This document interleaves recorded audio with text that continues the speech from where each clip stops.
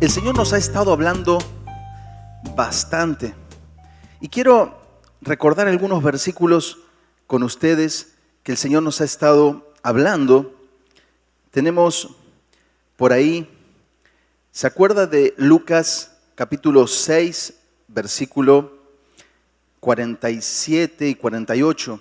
No lo busque, pero dice así: todo aquel que viene a mí y oye mis palabras y las hace, os indicaré a quién es semejante. Semejante es al hombre que al edificar una casa, cavó y ahondó y puso el fundamento sobre la roca. Y cuando vino una inundación, el río dio con ímpetu contra aquella casa, pero no la pudo mover porque estaba fundada sobre la roca. Todo aquel que viene a mí, ¿y qué? Y oye. ¿Se acuerdan en el capítulo 7, versículo 3, que decía: cuando el centurión oyó hablar de Jesús, le envió unos ancianos de los judíos rogándole que viniese y sanase a su siervo? ¿Qué tuvo que pasar con el centurión? Tuvo que oír, ¿verdad? Si seguimos en capítulo 7, pero ahora en el versículo 29, dice: y todo el pueblo y los publicanos, cuando lo oyeron, justificaron a Dios bautizándose con el bautismo de Juan. Primero tuvieron que oír. Y en Lucas 8:15, ¿se acuerda la parábola del sembrador donde dice: mas la que cayó en buena tierra, estos son los que con corazón bueno y recto retienen la palabra oída y dan fruto con perseverancia? Fíjense que el tema de Lucas va quedando claro, se va clarificando qué es de lo que nos está hablando Lucas en este evangelio, o el Señor a través de la vida de Lucas. Y por supuesto, el versículo 18 del capítulo 8, que nos ha dado el título de los últimos dos domingos del verso a verso, y que también le dará título a este domingo, es: mirad pues cómo oís, porque a todo el que tiene se le dará, y a todo el que no tiene, aún lo que piensa tener, se le quitará. Pero después habíamos visto en el mismo capítulo 8, versículo 21, cuando la madre y los hermanos de Jesús querían ir con Jesús, y entonces le dicen: tu madre y tus hermanos te buscan, y Jesús les dice: mi madre y mis hermanos son los que oyen la palabra de Dios y la hacen. Yo no sé si tú lo notas, pero hay un denominador común que es muy fuerte en estos versículos. Es por eso que les voy a pedir de favor si tienen el título y lo pudiéramos poner. El título es el mismo de las últimas semanas, porque es de lo que nos está hablando el Señor. Y yo creo que si el Señor nos está hablando semana tras semana tras semana de lo mismo, es por algo. De hecho, eso es lo lindo del verso a verso. No estamos hablando mucho del oír porque nosotros queremos compartir del oír, porque nosotros pensamos que es algo importante. No, es algo importantísimo porque lo viene recalcando en cada versículo, en cada pasaje. El título de esta semana es: mirad pues cómo oís, parte 3 o tercera parte, Lucas 8, 22 al 25. Y quiero invitarte a que leamos el pasaje y después oremos para que el Señor nos pueda hablar a través de su palabra. Así que buscamos Lucas capítulo 8, versículo 22 al 25, que dice así: aconteció un día que entró en una barca con sus discípulos y les dijo: pasemos al otro lado del lago, y partieron. Pero mientras navegaban, él se durmió y se desencadenó una tempestad de viento en el lago, y se anegaban y peligraban. Y vinieron a él y le despertaron diciendo: maestro, maestro, que perecemos. Despertando él, reprendió al viento y a las olas, y cesaron, y se hizo bonanza. Y les dijo: ¿dónde está vuestra fe? Y atemorizados se maravillaban y se decían unos a otros: ¿quién es este que aún a los vientos y a las aguas manda y le obedecen? Señor, te damos gracias por este día y por tu hermosa palabra, bendita palabra, Señor, necesaria, Señor, como el alimento para nuestro cuerpo, Señor, es tu palabra para nuestro espíritu. Danos oídos, Señor, porque de eso se trata lo que nos quieres hablar. Danos oídos para recibir tu palabra, Señor, y para, como estudiábamos en Santiago, Señor, ser hacedores de tu palabra, no esos oidores olvidadizos. Te damos gracias, Señor, en el nombre de Jesús. Amén y amén. Así que bueno, vamos a comenzar con algunas cositas del versículo 22 para poner contexto a este pasaje, a esta historia. El versículo 22 dice: aconteció un día que entró una barca con sus discípulos y le dijo: pasemos al otro lado del lago. Y permítame hablarle un poquito acerca de la barca. Yo creo que sí es bastante importante esto de la barca, porque yo recuerdo la primera vez que escuché este relato y veía que Jesús se durmió y que sus discípulos fueron y lo fueron a despertar. Yo les voy a ser muy sincero, yo me imaginé un barco y a Jesús durmiendo en su camarote, muy cómodamente en una cama, ¿no? Y que sus discípulos le tocaban la puerta y no escuchaba a Jesús porque estaba del otro lado de la puerta. Eso era lo que en mi imaginación yo tenía, ¿no? No te voy a decir que me imaginaba un crucero, pero sí me imaginaba un barco bastante grande, una tormenta un poco grande. Sin embargo, la Biblia es muy clara y es importante ver de qué se trata esto de la barca. Bueno,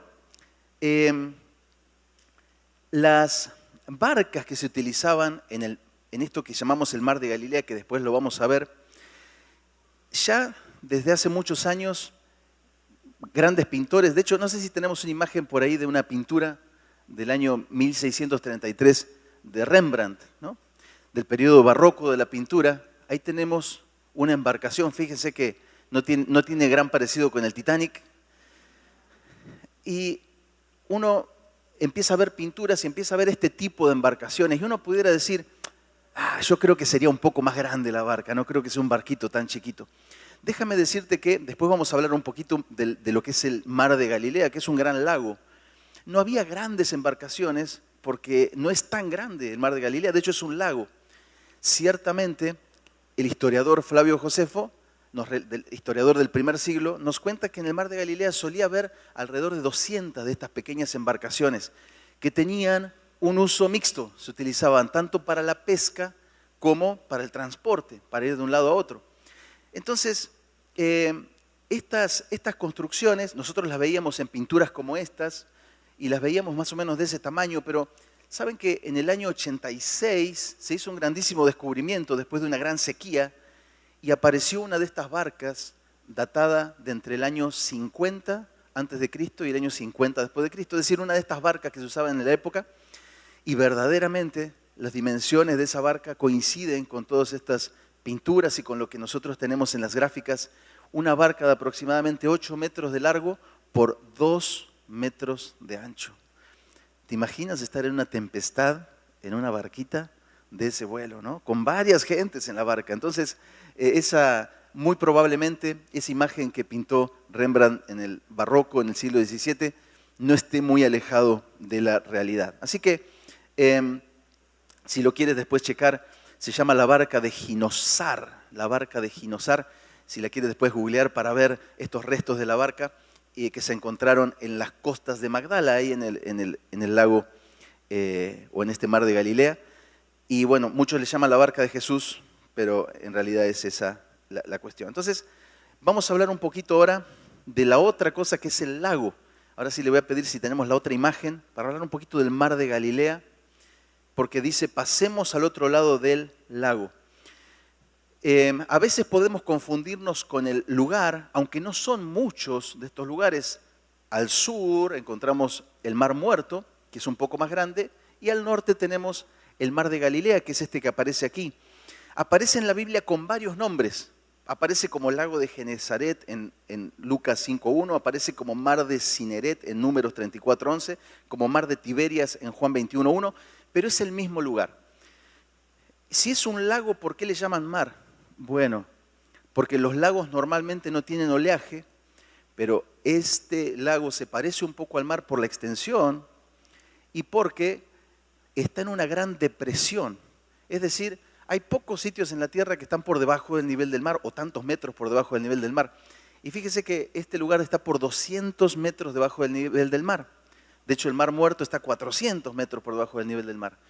Pero como en la costa del este hay picos montañosos de hasta 3.000 metros, entonces esos vientos de las colinas descienden, esos vientos fríos sobre los vientos cálidos que están en las costas, y se suelen generar tormentas.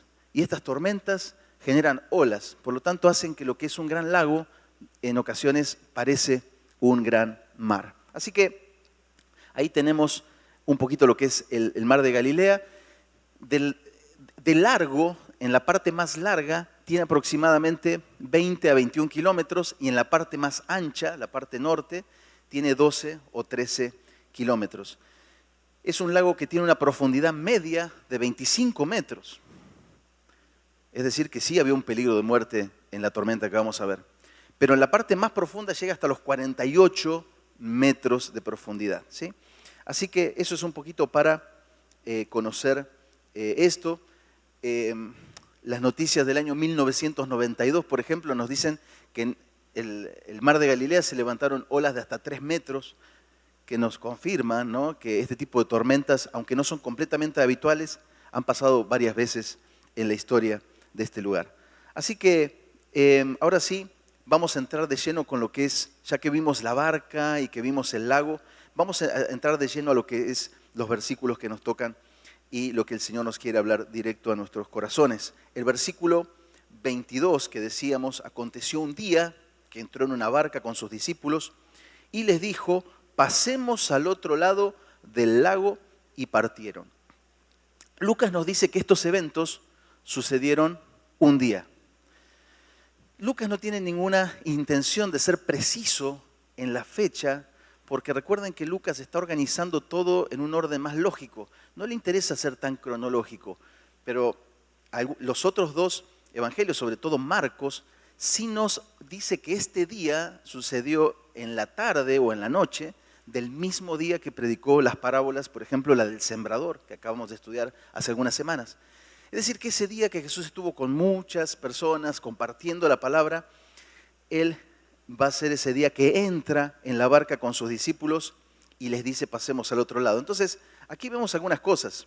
La primera es que en este día, Jesús, bastante cansado, entra en la barca con sus discípulos. Es decir, que los discípulos, ¿qué tenían en la barca? Estaban favorecidos con la presencia del Señor en la barca. ¿Cuántos de nosotros no quisiéramos, no? Pues navegar. Si te dicen, tienes que navegar, ¿prefieres ir con Cristo en la barca o sin Cristo? Todos decimos, bueno, con Cristo, wow, vamos con el Señor.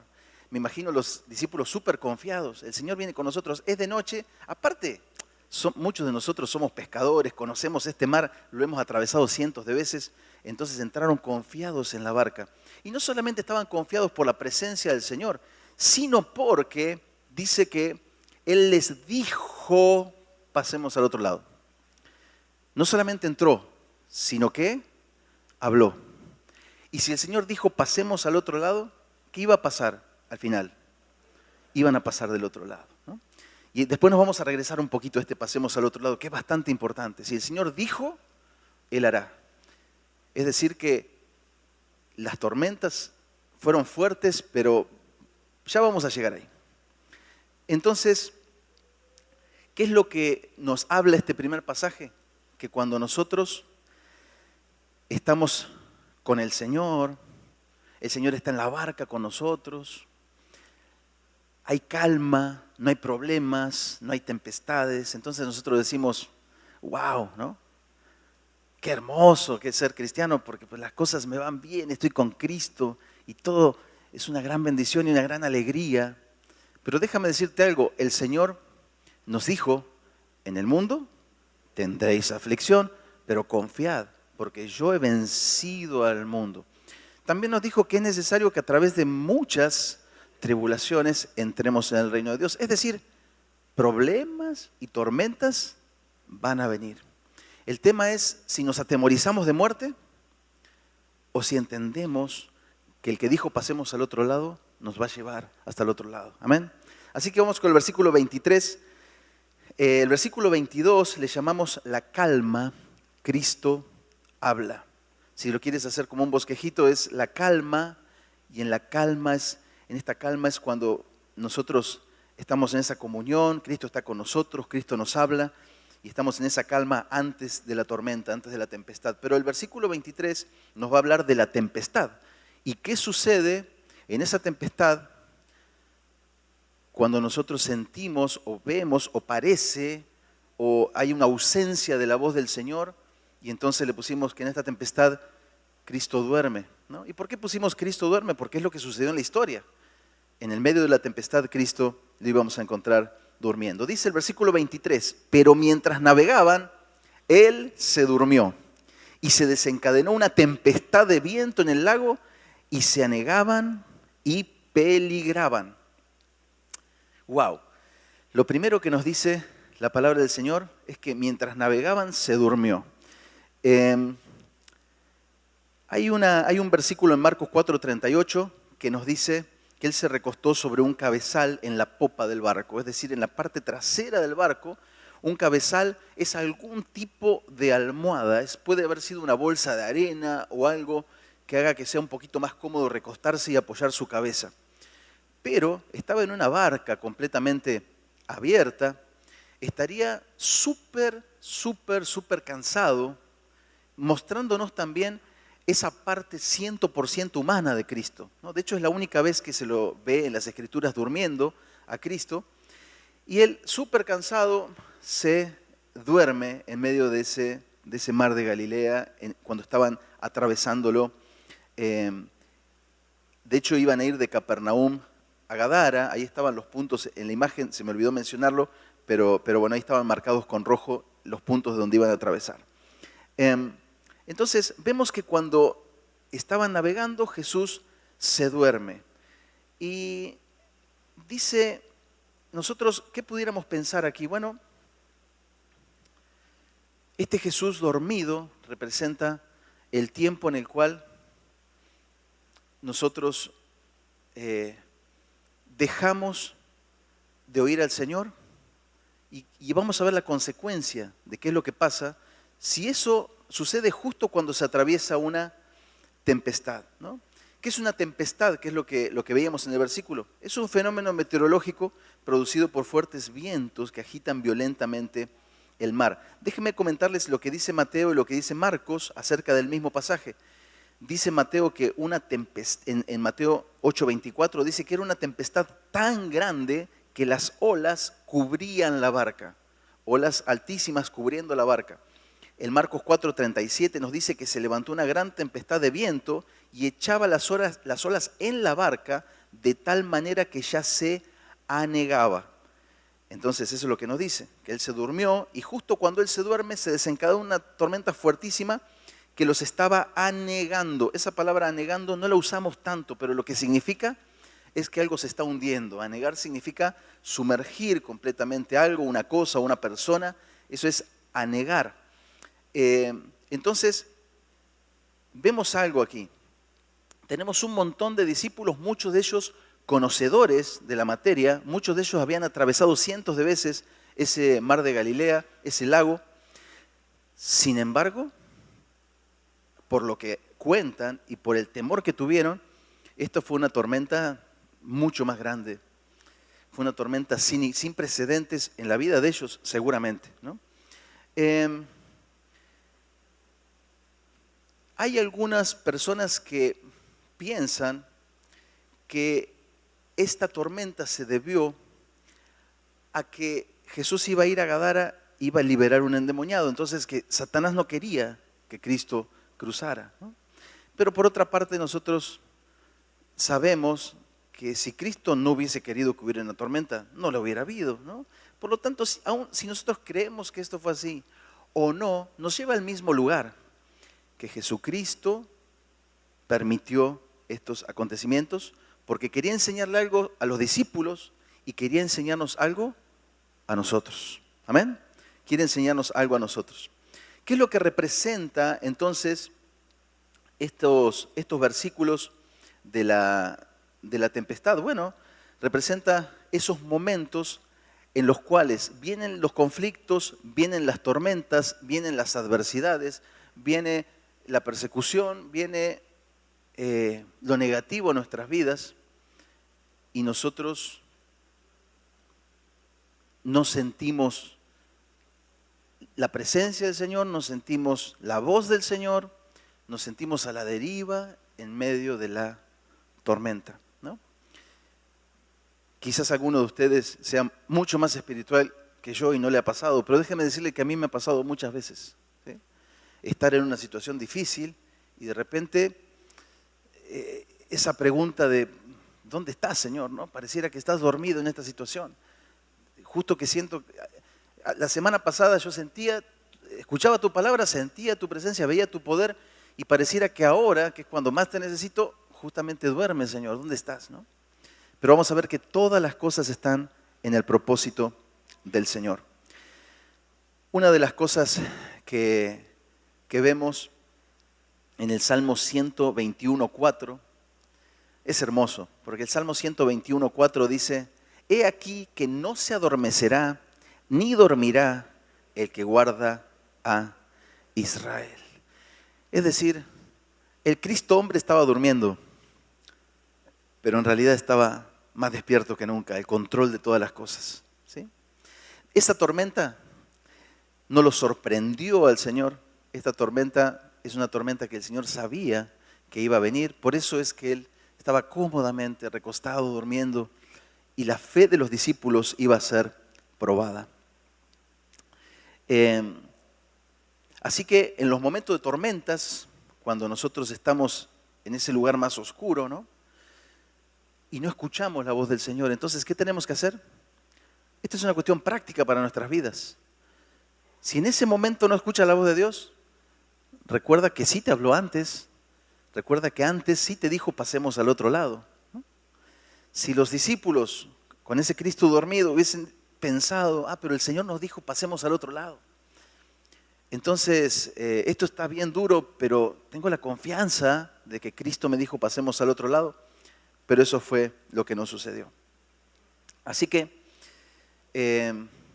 vamos a ver lo que dice Isaías 26.3, que dice: tú guardarás en completa paz a aquel cuyo pensamiento en ti persevera, porque en ti ha confiado.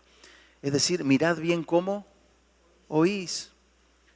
Mirad bien cómo oís. Si el Señor te dice pasemos al otro lado, pongamos atención, porque en el momento de prueba vamos a tener que agarrarnos de esa palabra que el Señor nos dio antes para no ser presa del temor. Déjame decirte algo, el Señor va a cumplir su palabra de todas maneras, como la cumplió aquí. El Señor va a hacer su obra como quiera. El tema es cómo pasamos esta adversidad. Si lo hacemos atemorizados y lo hacemos confiados en el Señor. Vamos a ir al versículo 24. Si estás apuntando bosquejito, le puedes poner el temor a la muerte y / o una barra, Cristo muestra su poder. El temor a la muerte, y es en donde Cristo nos muestra su poder. Dice la palabra del Señor en el versículo 24: y vinieron a él y le despertaron diciendo: maestro, maestro, que perecemos. Despertando él, reprendió al viento y a las olas, y cesaron, y se hizo bonanza.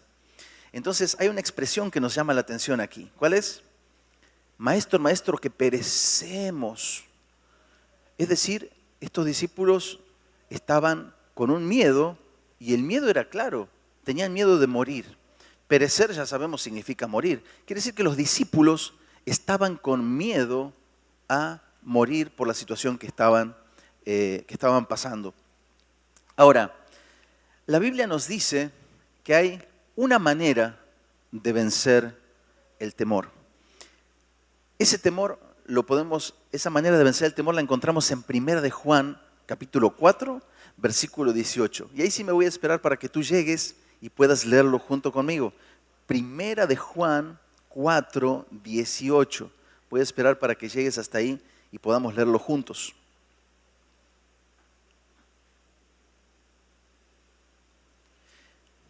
Dice 1 de Juan 4, 18 así: en el amor no hay temor, sino que el perfecto amor echa fuera el ¿qué?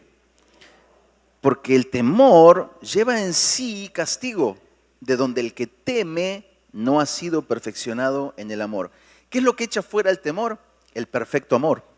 ¿Y qué es el perfecto amor? Bueno, 1 de Juan 4, 8. El que no ama no ha conocido a Dios, porque Dios es amor. ¿Quién es el perfecto amor? Cristo. Cristo es el único que puede echar fuera de nosotros el temor. ¿Por qué? Porque Dios venció en Cristo a la muerte. Y ese temor a la muerte era lo que nos esclavizaba, ¿no? Fíjense lo que dice Hebreos 2, del 14 al 16. Así que por cuanto los hijos participaron de carne y sangre, Él también participó de lo mismo para destruir por medio de la muerte al que tenía el imperio de la muerte, esto es al diablo. Y escuchen el 15. Y librar a todos los que por el temor de la muerte estaban durante toda la vida sujetos a servidumbre. Porque ciertamente no socorrió a los ángeles, sino que socorrió a la descendencia de Abraham. El perfecto amor de Cristo que nos libró de la muerte y del temor a la muerte, por medio de la cual nosotros, por ese temor a la muerte, éramos esclavos del pecado. Pero ahora podemos vivir en libertad, porque ya no somos esclavos del temor. Porque ese enemigo, que es el enemigo más grande y el temor más grande que cualquiera puede tener, Dios lo ha vencido. Y si nosotros verdaderamente confiamos en el Señor y en su palabra, también no tenemos ningún temor. Ningún temor. Así que vamos a seguir viendo lo que dice el versículo. Decía, vinieron a él, versículo 24, ¿verdad? De Lucas 8, y le despertaron diciendo, maestro, maestro, que perecemos. Y dice, despertando, él reprendió al viento y a las olas. Pero me llama mucho la atención que Jesús, se despierta antes de que los discípulos le avisen, o ya se había despertado con las olas. No, se despierta porque sus discípulos lo están llamando. Y esto se me hace maravilloso, porque la tormenta estaba fea. ¿Ya vieron la imagen de la barquita? Algo así más o menos. La barca moviéndose, sacudiéndose como loca, ¿no? El sonido de las olas. Me imagino que se estaban empapando, porque el agua moviéndose y las olas cubrían la barca, se estaban hundiendo. El agua, los vientos, los azotes de las olas contra la barca, los sacudones de la barca. ¿Y Jesús qué hacía? Dormía. Wow, ¿no? Yo no sé si tú lo ves, pero yo aquí veo una evidencia más, ¿no? Acerca del poder de Dios, porque ¿qué otra persona hubiese podido estar dormida en esa situación? Nadie más que él, que ya sabía el final de la historia, ¿no? Sin embargo, lo que a mí me bendice muchísimo es qué es lo que lo despierta. No lo despiertan las olas, no lo despierta el agua, no lo despiertan los vientos, lo despierta el clamor de sus hijos, ¿sí? Y eso es algo hermoso, ¿no te parece hermoso? Que Jesús está tranquilo, puede pasar 1000 cosas a su alrededor, pero lo que verdaderamente hace que Él se despierte y abra sus oídos y escuche es a sus hijos hablándole, ¿sí? Hermoso, hermoso. Dice que Jesús reprendió al viento y a las olas y éstas cesaron y se hizo bonanza. Cristo aquí nos muestra algo, su total autoridad sobre todas las cosas. De hecho, en los evangelios, una de las cosas que vemos es precisamente esto, Jesús teniendo control de toda situación y de toda cosa. Muchas otras señales, dice Juan, hizo Jesús en presencia de sus discípulos, las cuales no están escritas en este libro, pero estas se han escrito para que creáis que Jesús es el Cristo, el Hijo del Dios viviente, y para que creyendo tengáis vida en su nombre, que es Juan 20, 30 y 31, si mal no recuerdo. Entonces, tenemos a un Cristo que hizo un montón de señales, señales que solo puede hacer el Señor. Perdonar pecados, ¿quién se cree si los pecados solo Dios los puede perdonar? Resucitar a un muerto, ¿quién puede resucitar a un muerto? Pues solo Dios. ¿Quién puede decirle y ordenar a la tempestad que se calle, decirle calle esa tempestad, enmudecer una tempestad terrible? Solamente el Señor. Así que, ¿qué fue lo que sucedió con esta situación? Que el Señor reprende al viento y a las olas e inmediatamente se hace grande bonanza, dicen los otros. En Lucas dice bonanza, pero Mateo y Marcos dicen grande bonanza. Esto es impresionante, porque trata de ver esto. Imagínate la situación de los vientos, vientos casi huracanados se generan en ese tipo de tormentas y las olas de gran tamaño. Si el Señor solamente hubiese calmado el viento, o si solamente el viento se hubiera calmado, ¿qué hubiera pasado? Las olas hubieran continuado por un buen rato más, porque aunque el viento cese, el movimiento del mar va a seguir su curso hasta que se empiece a aquietar. Sin embargo, la Biblia nos dice que el Señor no solo ordenó al viento que cese, sino también a las olas. Entonces fue un instante en el cual el Señor habló y todo estaba en calma, ¿no? Qué impresionante esto que vieron los discípulos. Y lo podemos traspolar perfectamente a nuestras vidas, ¿no? De repente una situación que está de cabeza, en situaciones difíciles, situaciones, tormentas que nos toca atravesar, y nosotros no vemos por dónde pueda estar la solución, y de repente la mano poderosa del Señor obrando, y en un instante para otro la situación cambia totalmente y nosotros podemos ver y glorificar al Señor, porque sabemos que ese tipo de situaciones tienen su sello, tienen su mano, y que es indudable que Él está en esa situación, y por eso es que suceden esas cosas. ¿Qué significa que se hizo grande bonanza? Esa palabra nosotros en español, al menos yo no la utilizo mucho, lo único que la asocio es con una serie de televisión vieja, ¿no? Pam, para, pam, pam, pam, para, pam, pam, pam, pam. Los más grandes la conocieron. Pero bonanza significa tiempo sereno y tranquilo, especialmente en el mar. Pasamos de una tormenta, de unas olas de varios metros que se metían y un descontrol.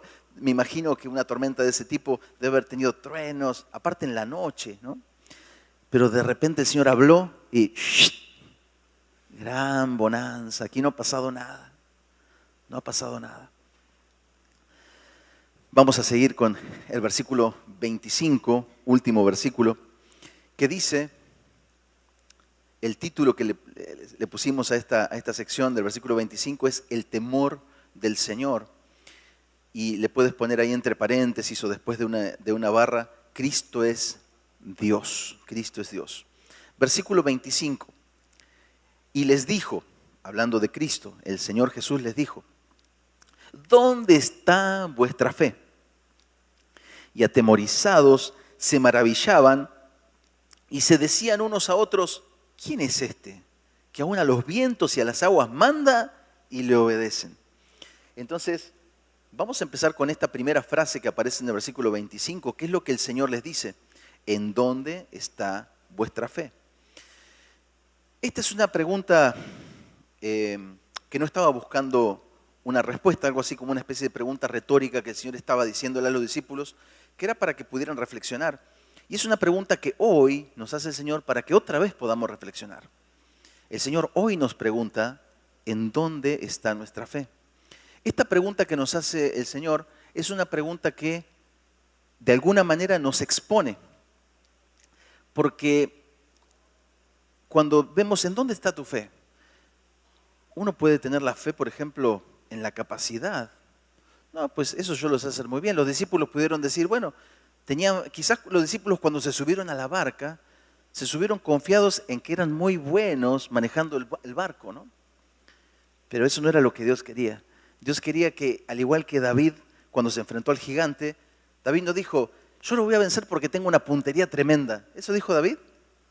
No, dijo, porque el mismo Señor que me libró de las garras de los osos y los leones, Él me va a librar de las garras de este filisteo incircunciso. Es decir, la confianza puesta en el Señor, la fe puesta en el Señor. Nuestra fe está puesta en las capacidades, nuestra fe está puesta en lo que vemos. Si nuestra fe está puesta en lo que vemos, ya empezamos con el pie izquierdo. Porque la fe es la certeza de lo que se espera y la convicción de lo que no se ve. Y si nuestra fe tiene que ver con la fe, es la fe de Tomás, ¿no? Tomás dijo, ahora sí creo. Pues claro, Tomás, pues te estoy mostrando los hoyos en mis manos y mis pies, ¿no? La bienaventuranza no está en creer viendo, ¿no? Así cualquiera. La bienaventuranza es creer y estar seguro de aquello que no podemos ver. Ahora sí me gustaría que me acompañe estos hermosos versículos de 1 de Pedro, capítulo 1, versículo 3 al 9. versículos preciosos, yo creo de los más preciosos que podemos encontrar. Primera de Pedro, capítulo 1, versículo 3 al 9. Dice así: bendito el Dios y Padre de nuestro Señor Jesucristo, que según su grande misericordia nos hizo renacer para una esperanza viva por la resurrección de Jesucristo de los muertos, para una herencia incorruptible, incontaminada e inmarcesible, reservada en los cielos para vosotros, que sois guardados por el poder de Dios mediante la fe, para alcanzar la salvación que está preparada para ser manifestada en el tiempo postrero, en lo cual vosotros os alegráis, aunque ahora por un poco de tiempo, si es necesario, tengáis que ser afligidos en diversas pruebas, para que sometida a prueba vuestra fe, mucho más preciosa que el oro, el cual, aunque perecedero se prueba con fuego, sea hallada en alabanza, gloria y honra cuando sea manifestado Jesucristo, a quien amáis sin haberle visto, en quien creyendo, aunque ahora no lo veáis, os alegráis con gozo inefable y glorioso, obteniendo el fin de vuestra fe. ¿Qué cuál es? Es decir, que Dios prueba nuestra fe porque es necesario. La palabra de Dios nos dice, si el oro es un metal precioso, pero perecedero, y el oro se tiene que probar por fuego para ver si es, para ver los quilates que tiene, para ver si es real, para ver si... Entonces, de la misma manera, o con más razón, nuestra fe tiene que ser probada. Y así como el oro se prueba con fuego, la fe se prueba en las aflicciones, en las situaciones difíciles. Gracias al Señor por su palabra, ¿no? Porque nos lo advierte. Qué triste sería que estuviéramos aquí escuchando mensajes de que todo te va a salir bien, de aquí hasta los 100 años, salud perfecta, familia perfecta, no va a pasar nunca ninguna situación. Pero eso no solamente no es verdad, sino que está fuera del propósito de Dios para nuestras vidas. Está fuera de todo crecimiento para nuestras vidas, ¿no? Nosotros vamos a la escuela y estudiamos, sí, pero en el fin del trimestre o en el fin de esa etapa que tenemos, un examen, una prueba. ¿Nos gustan las pruebas cuando somos chiquitos? No, la semana de exámenes es lo peor que nos podía pasar, ¿no? Pero créeme que en esa semana aprendías más que en todas las otras semanas, ¿no? Al menos si eras como yo me estudiaba todo la noche anterior al examen, ¿no? Y aprendía mucho más cuando venía la prueba, ¿no? Yo creo que Dios nos quiere enseñar. Dios nos quiere enseñar. Y para enseñarnos es necesario. Dice aquí, no lo digo yo, aquí está. Aquí está. Si es necesario, tengáis que ser afligidos en diversas pruebas, ¿no? Y yo creo que sí es necesario para nuestras vidas que el Señor nos haga pasar por las pruebas. Ahora, nuestra fe va a ser probada, pero ¿cómo podremos hacer para salir airosos, para salir victoriosos de esa prueba? Pues volviendo al principio. Mirad cómo oís, ¿no? ¿Por qué? Porque la fe, ¿por dónde viene? Romanos 10:17. Acouo, pues ya te lo sabes, ¿no? Clase 1 del discipulado, mira, lo tenemos tan a la mano, ¿no? Y cada vez que pasa el tiempo, más me doy cuenta en qué tan atinado está ese discipulado que inicia precisamente con esto que tiene que oír, escuchar, oír con atención. Escucha con atención, repasa, ¿no? Romanos 10:17. Así que la fe es por el oír por la palabra de Dios. ¿Por qué necesitamos oír al Señor? Para que en esos momentos en los que parece que Dios calla, que no escuchamos la voz del Señor, nos podamos aferrar a lo que Él nos habló antes. Para que nosotros estemos seguros que si nosotros escuchamos al Señor diciendo, pasemos al otro lado, ¿tú lo escuchaste? Entonces estar seguro de que vas a pasar del otro lado. Y confiado en el Señor. Señor, vamos a pasar del otro lado. Entonces, en esa confianza habremos vencido el temor. ¿Podremos poner el objetivo? ¿Sí tenemos objetivo? El objetivo dice así: acercarnos a la palabra de Dios con la correcta disposición de oír, a fin de que fortaleciendo nuestra fe, Romanos 10:17, podamos ser libres del temor a la muerte, lo que leíamos en Hebreos 2:15, y vivir maravillados en el temor del Señor. Es decir, ahora que el Señor calmó la tempestad, ahora que el Señor nos mostró su poder, entonces ahora cambiamos el temor a la muerte, el miedo a la muerte, por otro temor. Vamos a leer qué dice otra vez el último versículo que leíamos, el 25. Dice, y les dijo, ¿dónde está vuestra fe? Y fíjate esta palabra, y atemorizados se maravillaban. Parecen dos palabras que no se pueden mezclar. ¿Estaban atemorizados o maravillados? Y las dos cosas. Lo que pasa es que cuando Dios habla y tú ves el poder de Dios, dices, ¿quién es este? ¿No? Cuanto más conocemos a Dios, más nos damos cuenta de su grandeza y más temor del Señor tenemos en nuestra vida. No tengáis miedo del que puede matar el cuerpo, sino temed aquel que puede poner vuestra alma en el cielo o en el infierno. El temor del Señor. De eso es lo que está hablando. Atemorizados se maravillaban. Ya no estaban atemorizados como antes, con miedo a la muerte por la tormenta. Ahora se dieron cuenta que el que estaba al lado de ellos era Dios. Y eso generó un temor santo en sus vidas. Y vamos a hablar un poquito del temor del Señor. Ya estamos terminando. Vamos con el siguiente tema, que es este temor del Señor, atemorizados.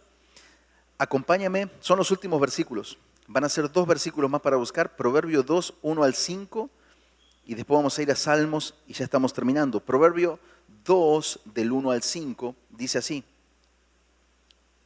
Hijo mío, si recibiereis mis palabras y mis mandamientos guardares dentro de ti, haciendo estar atento tu oído a la sabiduría, si inclinares tu corazón a la prudencia, si clamares a la inteligencia y a la prudencia dires tu voz, si como a la plata la buscares y la escudriñares como a tesoros, entonces entenderás el temor de Jehová, el temor del Señor, y hallarás el conocimiento de Dios. Quiere decir que si verdaderamente nosotros recibimos la palabra del Señor, la guardamos y nuestro oído está atento, lo mismo que nos dijo, ¿se acuerdan al final de la parábola del sembrador? Último versículo de la parábola del sembrador. Atento los oídos, entonces vamos a entender este temor del Señor. No lo busque, el Salmo 111:10 dice que el principio de la sabiduría es el temor de Jehová. Salmo 111:10. También está en Proverbio 1:7, ¿verdad?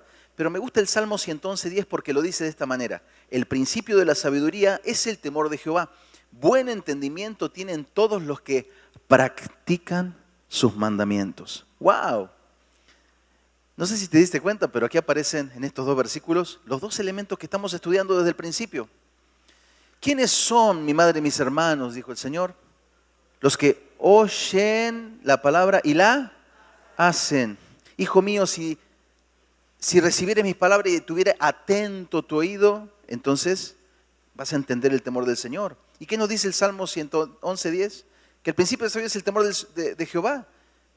Y que estas personas son las que practican sus mandamientos. El que oye y el que hace otra vez. Es por eso que aunque estamos hablando de Jesús calmando la tempestad, el título es el mismo. Porque el Señor nos está hablando de lo mismo. Mirad bien. O mirad pues, cómo oís. Y vamos a ver la última de las frases a estudiar en este versículo, el versículo 25, que decía así: atemorizados se maravillaban y se decían unos a otros, ¿quién es este que aún a los vientos y a las aguas manda y le obedecen? Entonces esta palabra, ¿no? ¿Quién es este? Y yo sé que tú sabes quién es este, ¿no? Pero vamos a dejar que la Biblia nos lo diga. Este versículo sí te voy a pedir buscarlo, es Salmos 89, 8 y 9. Quiero que lo busquemos y lo leamos juntos porque este versículo no nos va a dejar dudas de quién es este. ¿Quién es este que manda callar, que manda parar a los vientos y a las olas? Salmo 89, 8 y 9. Dice así: Oh Señor Dios de los ejércitos, ¿quién como tú? Poderoso eres, Jehová, y tu fidelidad te rodea. Versículo 9. Tú tienes dominio sobre la braveza del mar. Cuando se levantan sus ondas, tú las sosiegas. ¿Quién es este? Dios. ¿Jesucristo qué hizo? Calmó las tempestades. Y el Salmo 89 aquí nos dice que ¿quién es el que hace eso? Dios. Dios mostrando su poder para que estemos seguros de en quién hemos confiado, de en quién hemos creído. Y que si sabemos en quién hemos creído, entonces estamos seguros que Él es poderoso para guardar nuestro depósito para aquel día, como dice su palabra. Amén. Así que regresamos al objetivo para orar. El objetivo de esta semana era acercarnos a la palabra de Dios con la correcta disposición de oír, a fin de que fortaleciendo nuestra fe podamos ser libres del temor a la muerte y vivir maravillados en el temor del Señor. Oremos al Señor. Señor y Padre, te damos gracias por tu palabra, Señor. Te damos gracias por este relato, esta historia, Señor, que quedó plasmada en estos 3 evangelios. Te damos muchas gracias, Señor. Queremos en este día, Señor, decirte que nuestra fe, Señor, queremos que esté fundada, que esté puesta, Señor, sobre la roca que eres tú. Queremos que el perfecto amor, Señor, pueda echar fuera de nosotros todo temor. Queremos que tú cambies cualquier temor por cualquier situación que estemos atravesando, Señor, en confianza, en temor reverente hacia ti, en este principio de la sabiduría que es temerte a ti, Señor.